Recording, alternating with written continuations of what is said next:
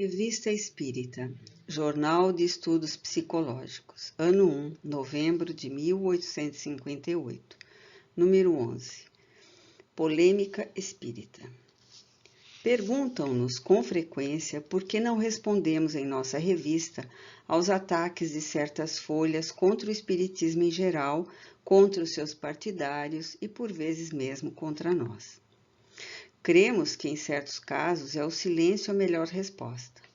Há um gênero de polêmica do qual tomamos por norma nos abstrairmos. Aqui pode degenerar em personalismo. Isto não só nos repugna, como nos tomaria um tempo que não podemos empregar inutilmente, além de ser muito pouco interessante para os nossos leitores, que assinam a revista para sua instrução e não para ler diatribes mais ou menos espirituosas. Ora, uma vez neste caminho, difícil seria dele sair. Por isso, preferimos nele não entrar, com o que, assim nos parece, o Espiritismo só terá a ganhar em dignidade. Até aqui só temos que aplaudir a nossa própria moderação, da qual não nos arredaremos, jamais daremos satisfação aos amantes de escândalos. Entretanto, há polêmica e polêmica. Há uma ante a qual jamais recuaremos. É a discussão séria dos princípios que professamos. Contudo, aqui também deve ser feita uma distinção.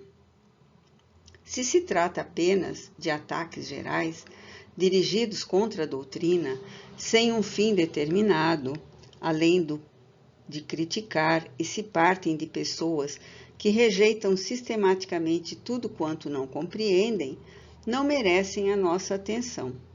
O terreno diariamente ganho pelo Espiritismo é resposta peremptória e lhes deve provar que os sarcasmos não têm produzido grande resultado. Ainda há a notar que o fogo rolante das pilhérias de que eram vítimas os partidários da doutrina vai se extinguindo pouco a pouco. E o caso de perguntar se há motivos para rir de tantas pessoas eminentes pelo fato de adotarem as ideias novas. Hoje, alguns esboçam um sorriso apenas por hábito, enquanto outros, absolutamente, não riem mais e esperam. Notemos ainda que entre os críticos há muita gente que fala sem conhecimento de causa, sem ter dado ao trabalho de a aprofundar. Para lhes responder, fora necessário, incessantemente, recomeçar as mais elementares explicações e repetir aquilo que já escrevemos, o que nos parece inútil. Já o mesmo não se dá com os que estudaram e nem tudo compreenderam, com os que realmente querem esclarecer-se, que levantam objeções de boa-fé e com conhecimento de causa. Neste terreno, aceitamos a controvérsia sem nos gabarmos de resolver todas as dificuldades, o que seria demasiada pretensão. A ciência espírita está em seu início e ainda não nos revelou todos os seus segredos, por maiores que sejam as maravilhas já desveladas. Qual a ciência que não mais possui fatos misteriosos e explicados? Confessaremos, pois, sem nenhum acanhamento, a nossa insuficiência sobre os pontos que ainda não podemos explicar. Assim, longe de repelir as objeções e as perguntas, nós as solicitamos, desde que não sejam ociosas e não nos façam inutilmente perder tempo com futilidades, pois que é esse um meio de nos esclarecermos. É isso o que chamamos polêmica útil, pois o será sempre que ocorrer entre gente séria, que se respeita bastante para não perder as conveniências. Podemos pensar de modo diverso, sem diminuirmos a estima recíproca. Afinal de contas, que buscamos todos nesta palpitante e fecunda questão do Espiritismo? A nós esclarecemos. Antes de mais nada, buscamos a luz, venha de onde vier. E se externarmos a nossa maneira de ver, não se trata de uma opinião pessoal que pretendamos impor aos outros. Entregamo-la à discussão e estamos dispostos a renunciá-la, desde que nos demonstrem que nos achamos no erro. Esta polêmica nós a sustentamos diariamente em nossa revista, através das respostas ou das refutações coletivas que publicamos a propósito deste ou daquele artigo.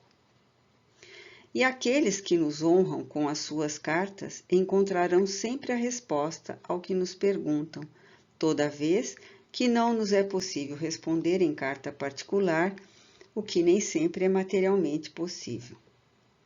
Suas perguntas e objeções constituem outros tantos assuntos de estudo de que nos aproveitamos pessoalmente.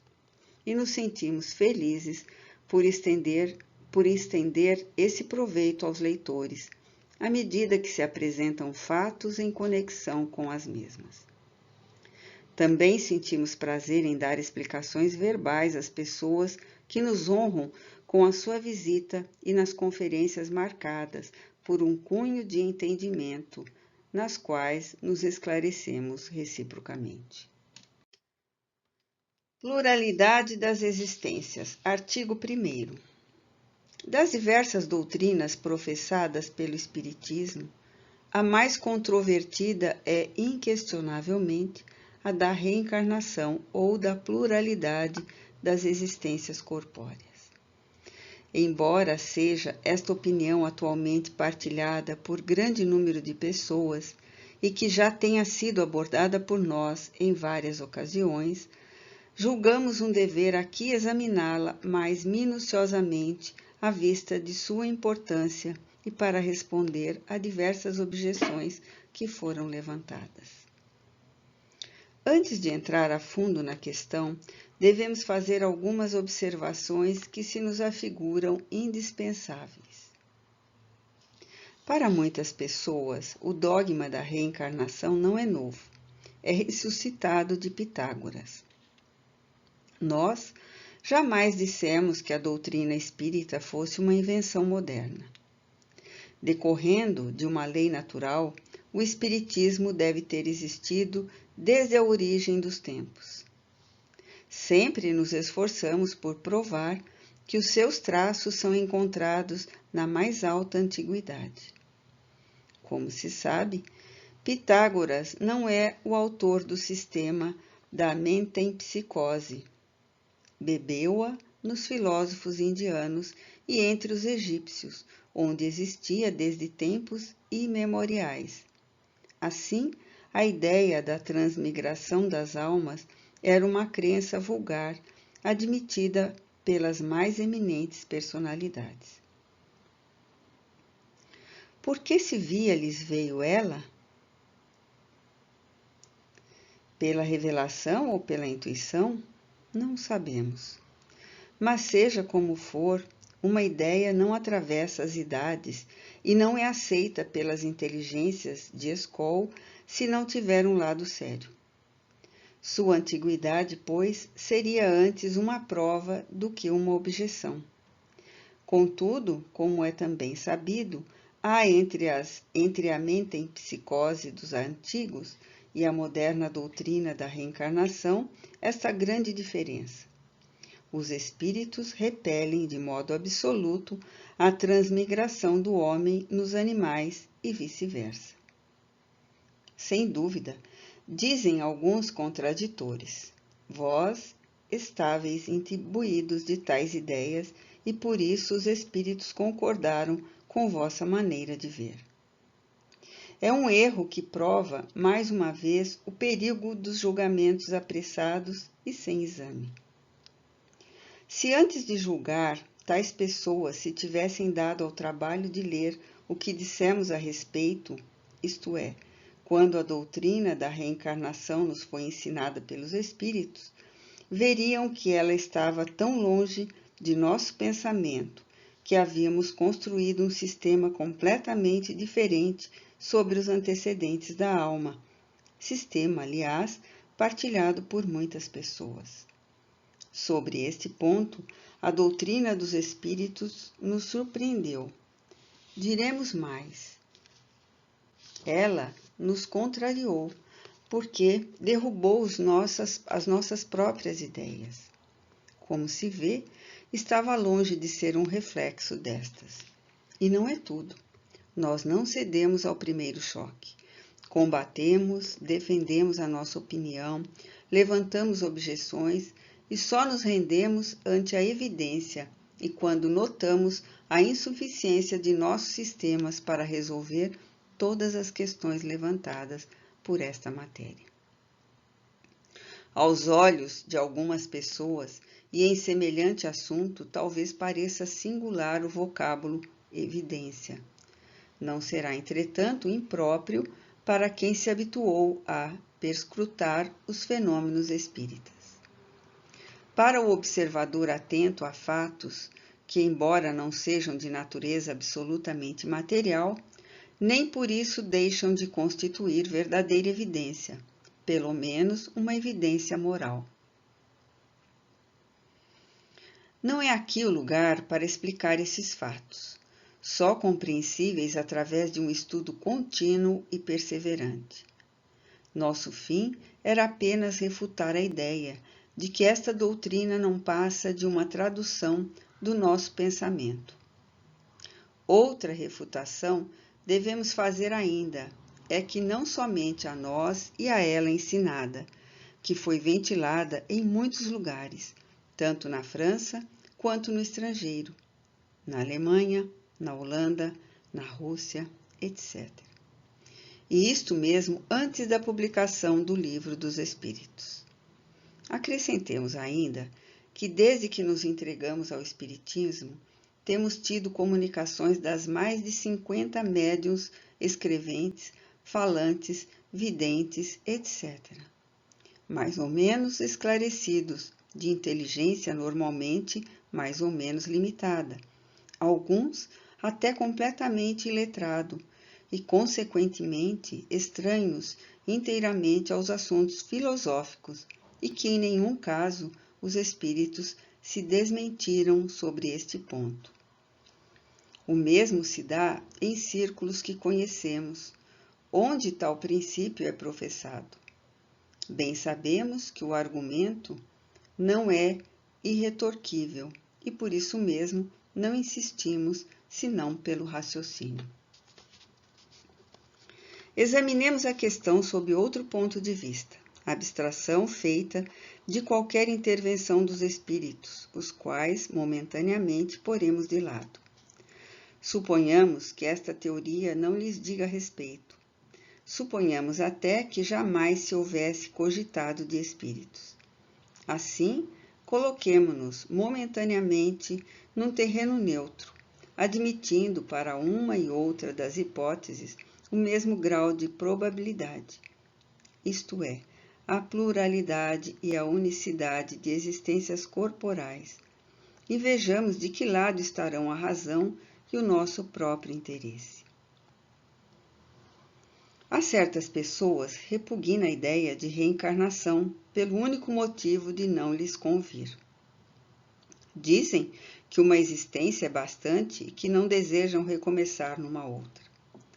Conhecemos algumas pessoas para quem a ideia de reaparecer na Terra as deixa enfurecidas. Queremos apenas lhe perguntar se Deus teria tomado o seu conselho ou consultado o seu gosto antes de criar o universo. Ora, de duas uma, ou há ou não a reencarnação. Se há, ficarão contrariadas, mas terão que sofrê-la, e Deus não lhes pedirá licença. Até parece que estamos ouvindo um doente dizer: hoje eu sofri muito, não quero mais sofrer amanhã. Seja qual for o seu humor, não sofrerá menos amanhã, e nos dias seguintes, até curar-se. Assim, pois, se tiverem que reviver corporalmente, reviverão. Reencarnar-se-ão. Não adianta a revolta como a de um menino que não quer ir à escola ou a de um condenado à prisão. Terão que ir para lá. Semelhantes objeções de tão pueris não merecem exame sério.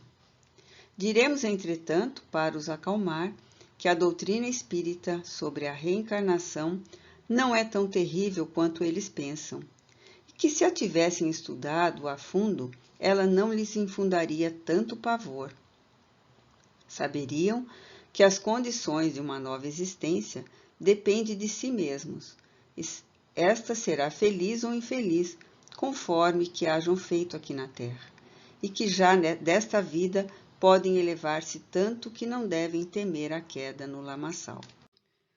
Supomos falar a pessoa que acreditam no futuro qualquer após a morte, e não àqueles que têm o nada como perspectiva ou que desejam mergulhar a alma num todo universal, sem individualidade, como as gotas de chuva no oceano, o que vem a ser mais ou menos feliz ou infeliz, conforme que houvermos feito durante a vida. Tendes então o desejo de que ele seja tão feliz quanto possível, de vez que o é para a eternidade? Tereis acaso a pretensão de ser um dos homens mais perfeitos que jamais existiram na terra e de ter assim a primazia, o direito à suprema felicidade dos eleitos? Não. Então, admitis que haja homens que valem mais do que vós e que têm direito a um lugar melhor, sem que, entretanto, por isto sejais condenados. Então, colocai-vos por um instante em pensamento na situação média, que será a vossa, uma vez que assim conviestes e suponde que alguém vos tenha a dizer. Sofreis, não sois feliz quanto o podereis, entretanto, tendes à vossa frente seres que desfrutam de uma felicidade pura. Quereis trocar a vossa situação pela deles? Sem dúvida, respondereis. Que devo fazer? Nada menos que recomeçar aquilo que fizeste mal, procurando fazê-lo melhor. Tereis dúvida em aceitá-lo, mesmo à custa de várias existências de prova? Façamos uma comparação mais prosaica. Se é um homem que, embora não esteja na mais extrema das misérias, experimenta, entretanto, privações consequentes da mediocridade de seus recursos, viessem dizer: eis uma imensa fortuna, podereis desfrutá-la, mas para isso deveis trabalhar rudemente 1 minuto. Ainda que ele fosse o maior preguiçoso da terra, diria sem hesitar: trabalhemos 1 minuto, 2, 1 hora, 1 dia se for preciso. Que representa isso se minha vida vai acabar na abundância? Ora, que é a duração da vida corporal em relação à eternidade? Menos que 1 minuto, menos que 1 segundo. Temos ouvido o seguinte raciocínio: como é que Deus, soberanamente bom, pôde impor ao homem recomeçar uma série de misérias e de tribulações? Acaso acharia ele que há mais bondade em condenar o homem a um sofrimento perpétuo, em consequência de alguns momentos de erro, do que lhes dar o meio de reparar as próprias faltas? 2 fabricantes tinham cada um operário que podia aspirar, subir até tornar-se sócio. Aconteceu certo dia que esses operários empregaram muito mal a sua jornada e mereceram ser postos na rua. Um dos fabricantes despediu o empregado a despeito de suas súplicas. E este, não tendo achado trabalho, morreu de miséria. O outro disse ao seu: você perdeu 1 dia e me deve uma compensação. Fazendo mal à sua tarefa, deve-me uma reparação. Por isso, permito-lhe recomeçar. Procure fazê-la bem e eu o conservarei. Assim, poderá sempre aspirar à posição superior que lhe prometi. Será necessário perguntar qual dos 2 fabricantes foi o mais humano? Deus, que é a própria clemência, seria mais inexorável que este homem.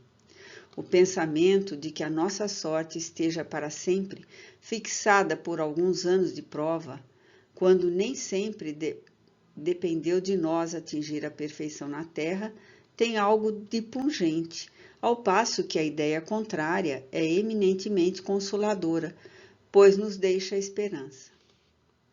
Assim, sem nos pronunciarmos pró ou contra a pluralidade das existências, sem preferir uma a outra hipótese, diremos que, se nos fosse dado o escolher, ninguém preferiria um julgamento sem apelo. Disse um filósofo que, se Deus não existisse, seria preciso inventá-lo para a felicidade do gênero humano. O mesmo se poderia dizer da pluralidade das existências. Mas, como dizíamos, Deus não nos pede permissão, não consulta o nosso gosto, ou é ou não é. Vejamos de que lado estão as probabilidades e encaremos o problema sob um outro ponto de vista, sempre fazendo abstração do ensino dos espíritos, considerando-os apenas como estudo filosófico. É evidente que sem reencarnação haverá apenas uma única existência corporal. Se nossa existência corporal atual for a única, cada alma será criada ao nascer, a menos que se admita a sua anterioridade. Neste caso, é de perguntar-se o que seria a alma antes do nascimento e se esse estado não constituiria uma existência sob uma forma qualquer. Não há meio termo.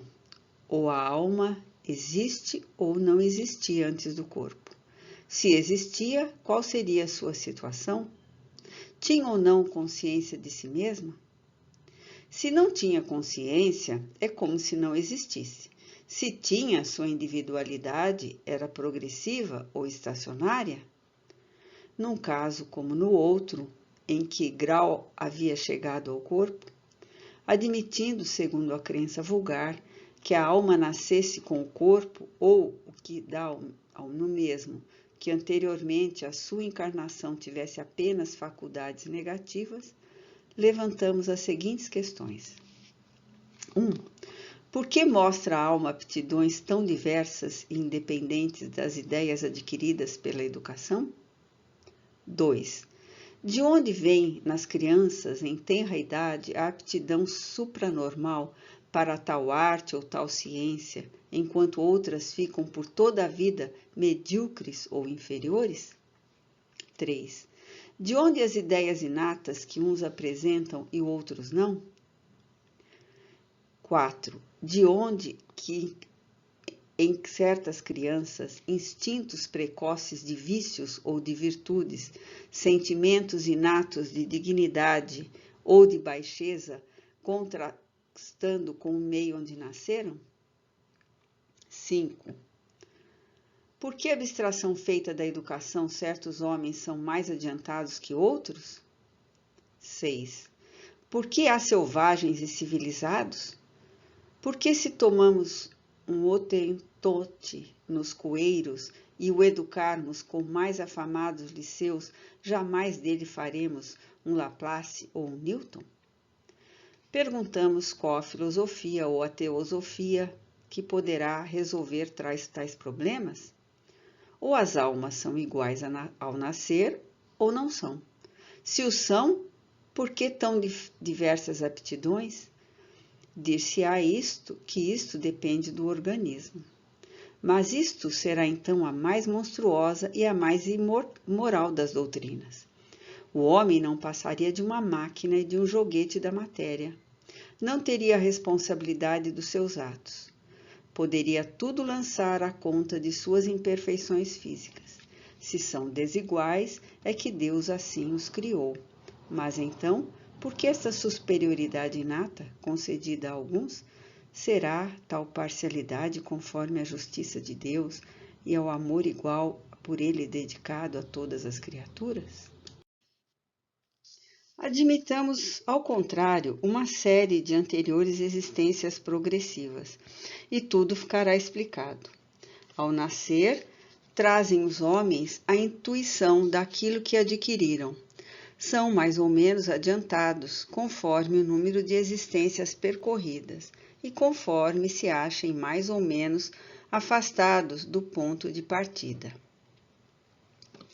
Absolutamente, como numa reunião de indivíduos de todas as idades, cada um terá um desenvolvimento proporcionado ao número de anos que tiver vivido. As existências sucessivas serão para a vida da alma, o que são os anos para a vida do corpo. Reunamos um dia 1000 indivíduos de 1 a 80 anos. Suponhamos que um véu seja lançado sobre todo o seu passado e que, em nossa ignorância, pensemos que todos eles nasceram no mesmo dia. Naturalmente, perguntaremos como é que uns são grandes e outros pequenos, uns velhos e outros moços, uns instruídos e outros ignorantes. Mas, se levantar a nuvem que nos oculta o passado e se soubermos que uns viveram mais do que outros, tudo ficará explicado. Em sua justiça, Deus não poderia ter criado umas almas mais perfeitas que outras. Entretanto, com a pluralidade das existências, a desigualdade que vemos nada mais conterá de contrário à mais rigorosa equidade. É que vemos o presente e não o passado. Repousará tal argumento sobre um sistema ou uma suposição gratuita? Não. Nós partimos de um fato patente e incontestável, a desigualdade de aptidões e de desenvolvimento intelectual e moral. Fato que achamos inexplicável por todas as teorias ora em curso, ao passo que sua explicação é simples, natural e lógica, por uma outra teoria. Será natural preferir o que não explica ao que explica? Relativamente à sexta questão, dirão sem dúvida que o Hotentote é de uma raça inferior. Então perguntamos se ele é ou não é homem. Se o é, por que Deus o teria deserdado e a sua raça dos privilégios concedidos à raça caucásica?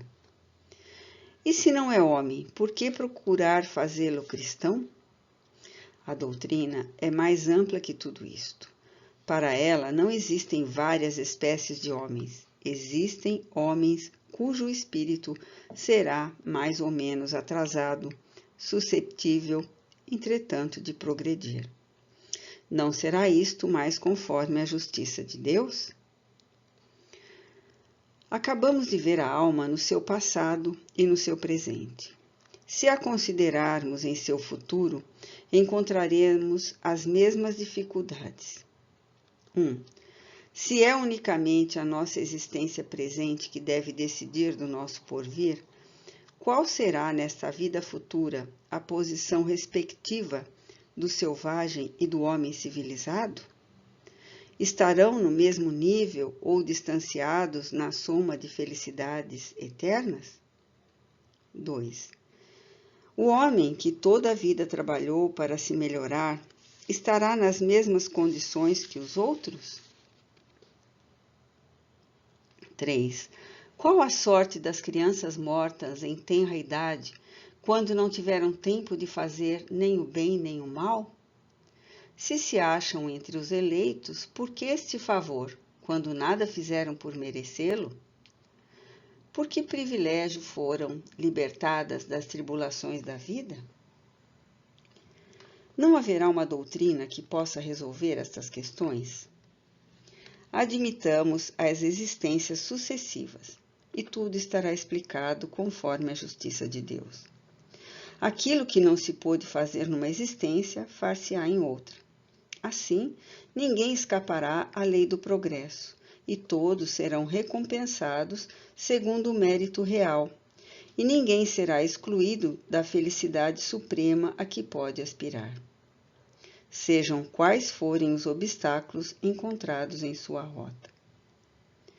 Estas questões poderiam ser multiplicadas ao infinito, pois inumeráveis são os problemas morais e psicológicos, cuja solução só é encontrada na pluralidade das existências.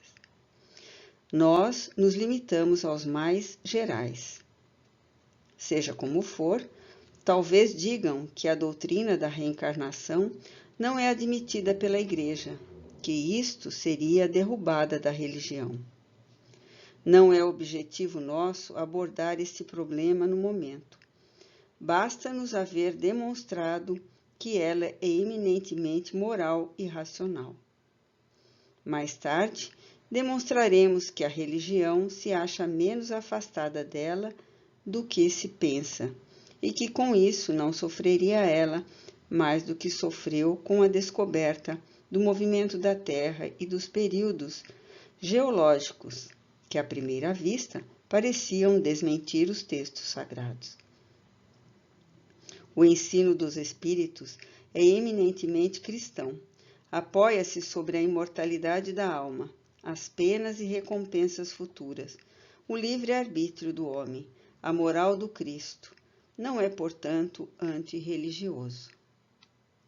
Como ficou dito, raciocinamos fazendo abstração de todo o ensino espírita que para certas criaturas não tem autoridade.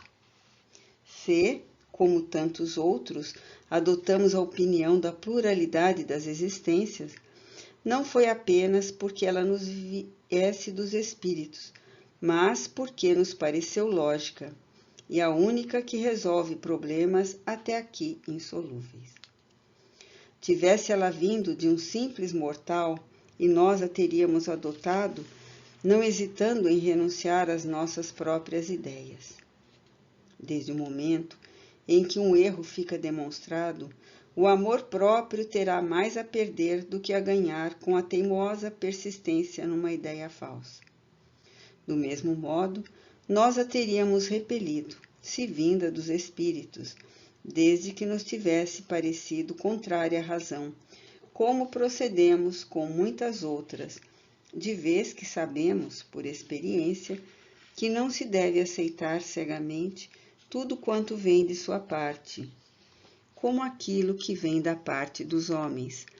Resta-nos, pois, examinar a questão da pluralidade das existências do ponto de vista do ensino dos espíritos, de que maneira devemos entender e, enfim, responder às mais sérias objeções que lhe possam opor. Problemas morais sobre o suicídio. Perguntas dirigidas a São Luís através do Sr. C., médium falante e vidente, na sessão de 12 de outubro de 1858, na Sociedade Parisiense de Estudos Espíritas. 1. Por que motivo o homem que tem a firme intenção de se matar revoltar-se-á contra a ideia de ser morto por um outro e defender-se-ia contra os ataques no mesmo instante em que vai cumprir o seu desígnio? Resposta. Porque o homem tem sempre medo da morte. Quando se suicida, está superexcitado, com a cabeça transtornada, e realiza esse ato sem coragem nem medo, e, por assim dizer, sem ter conhecimento do que faz. Ao passo que, se lhe fosse dado raciocinar, não veríamos tantos suicídios. O instinto do homem o leva a defender a própria vida, e durante o tempo que decorre entre o momento em que o seu semelhante se aproxima para matar e o momento em que o ato é cometido, tem ele sempre um movimento de repulsa instintiva da morte. E este o leva a repelir esse fantasma, só apavorante para um espírito culposo. O homem que se suicida não experimenta tal sentimento, porque se acha cercado de espíritos que o impelem, que o ajudam em seus desejos e lhe fazem perder completamente a lembrança do que não seja ele mesmo, isto é, dos pais daqueles que o amam e de uma outra existência. Nesse momento, o homem é todo egoísmo. 2. Aquele que, desgostoso da vida, não mais quer suicidar-se e deseja que sua morte sirva para alguma coisa, será culpado se a buscar no campo de batalha, defendendo seu país? Resposta. Sempre. O homem deve seguir o impulso que lhe é dado, seja qual for a vida que leve, é sempre assistido por espíritos que o conduzem e o dirigem, malgrado seu. Ora, procura agir contra os seus conselhos é um crime, pois que aqueles aí estão para nos dirigir, e quando queremos agir por nós mesmos, estes bons espíritos estão prontos a ajudar-nos. Entretanto, se o homem, arrastado por seu próprio espírito, quer deixar esta vida, é abandonado. Mais tarde, reconhece que terá de recomeçar uma outra existência. Para elevar-se, deve o homem ser provado. Parar a sua ação, pôr um entrave em seu livre-arbítrio, seria ir contra Deus, e neste caso as provas tornar-se-iam inúteis, porque os espíritos não cometeriam faltas. O espírito foi criado simples e ignorante. Então, para chegar às esferas felizes, é necessário elevar-se em ciência e em sabedoria. E é somente na adversidade que adquire um coração elevado e melhor compreende a grandeza de Deus. 3. Um dos assistentes observou que notava uma contradição entre estas últimas palavras de São Luís e as precedentes, quando diz que o homem pode ser arrastado ao suicídio pelos espíritos que a isto o excitam.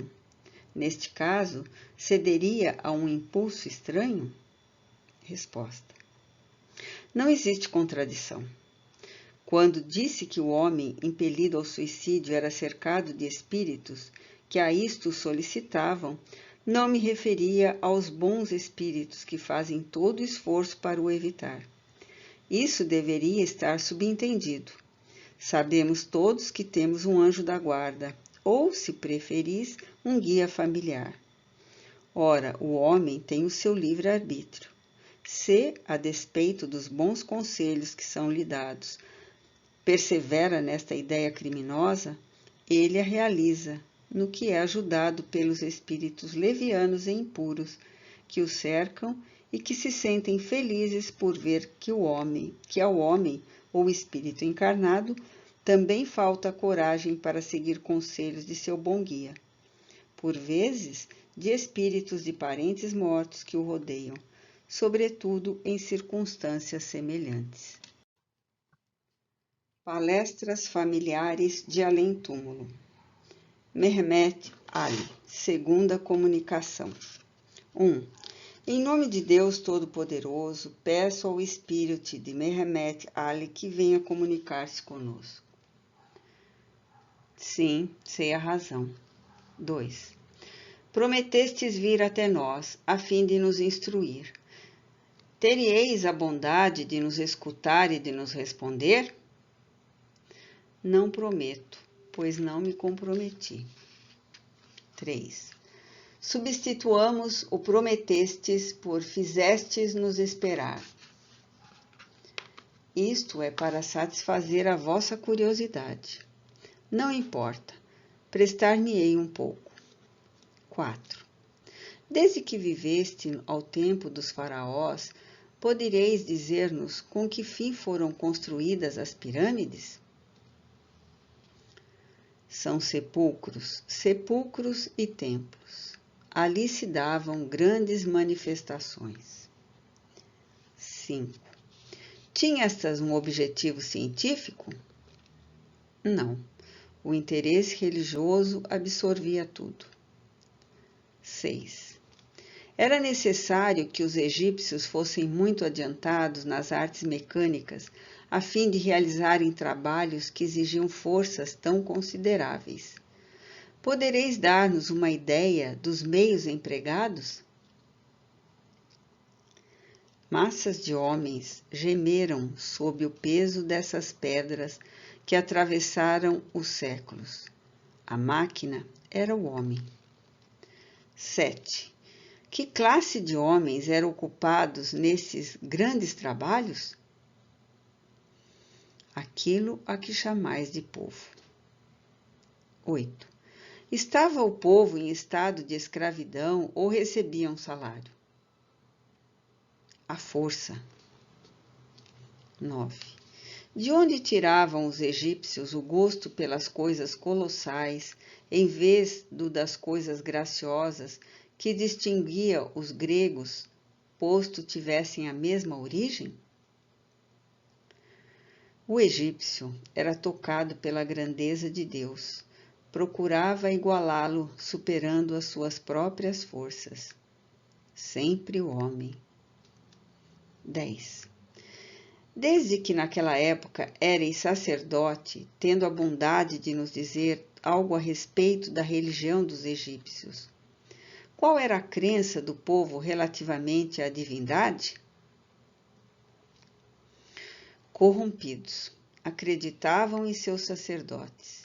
Seus deuses eram aqueles que os mantinham sob o jugo. 11. Que pensavam da alma após a morte? Acreditavam no que diziam os sacerdotes. 12. Sob o duplo ponto de vista de Deus e da alma, tinham os sacerdotes ideias mais sãs que o povo?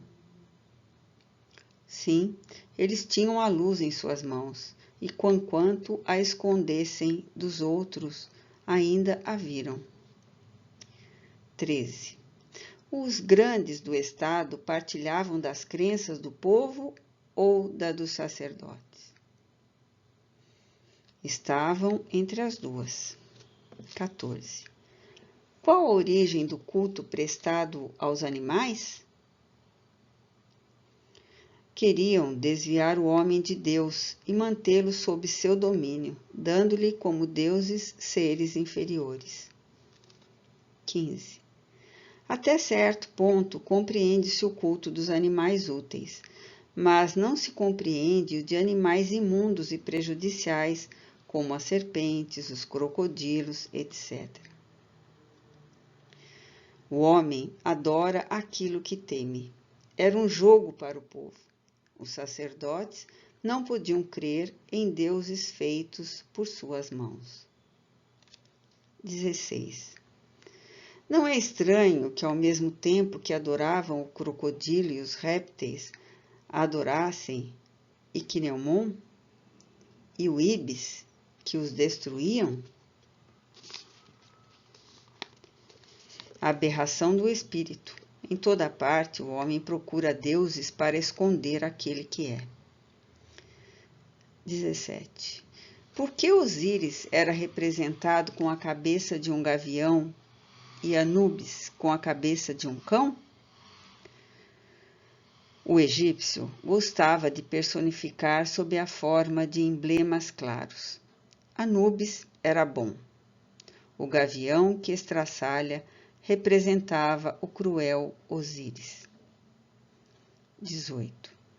Como conciliar o respeito dos egípcios pelos mortos com o seu desprezo e horror que tinham por aqueles que os enterravam e mumificavam?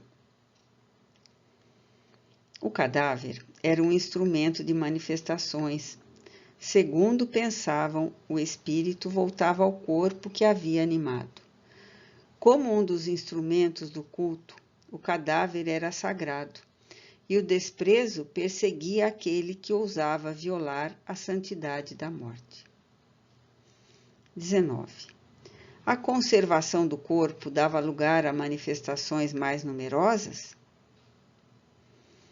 Mais longas, isto é, o espírito voltava por mais tempo, desde que o instrumento fosse dócil. 20. Não seria também a conservação dos corpos uma causa de salubridade à vista da inundação do Nilo? Sim, para os do povo. 21. No Egito, a iniciação era feita através de práticas tão rigorosas quanto na Grécia? Ainda mais rigorosas. 22. Com que fim eram impostas aos iniciados condições tão difíceis de preencher? Para não haver senão almas superiores. Estas sabiam compreender e calar. 23. O ensino dado nos mistérios tinha por fim único a revelação das coisas extra-humanas ou também eram ensinados os preceitos da moral e do amor ao próximo? Tudo isso estava muito corrompido.